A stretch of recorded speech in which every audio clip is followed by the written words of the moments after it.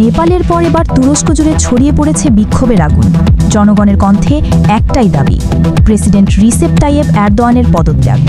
Indonesia, Sri Lanka ও বাংলাদেশে একের পর এক সরকার বিরোধী আন্দোলনের পর সর্বশেষ নেপালে জেনজিদের নেতৃত্বে প্রধানমন্ত্রীর পদত্যাগ ও দেশত্যাগ ঘটেছে।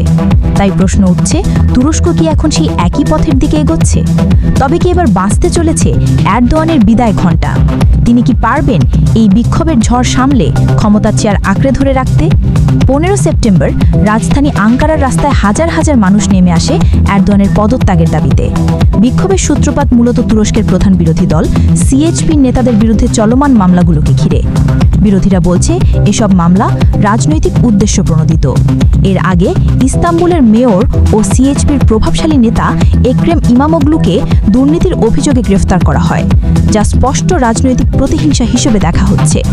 তবে সরকার দাবি করছে বিচার ব্যবস্থা স্বাধীনভাবে কাজ করছে এবং এখানে কোনো রাজনৈতিক হস্তক্ষেপ নেই। আঙ্কারা সমাবেশে কারাগারে থাকা ইমামোগলুর একটি চিঠি পাঠ করা হলে বিক্ষোভকারীরা করতালির মাধ্যমে উচ্ছ্বাস প্রকাশ করেন।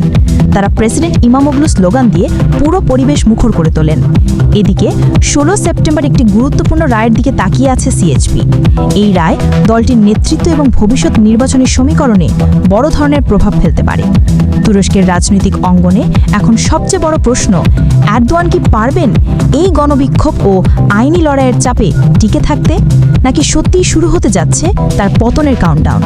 সুমায়া জান্নাত, জিএম টেলিভিশন। চোখ রাখুন জিএম টেলিভিশনের ফেসবুক পেজ ও ইউটিউব চ্যানেলে।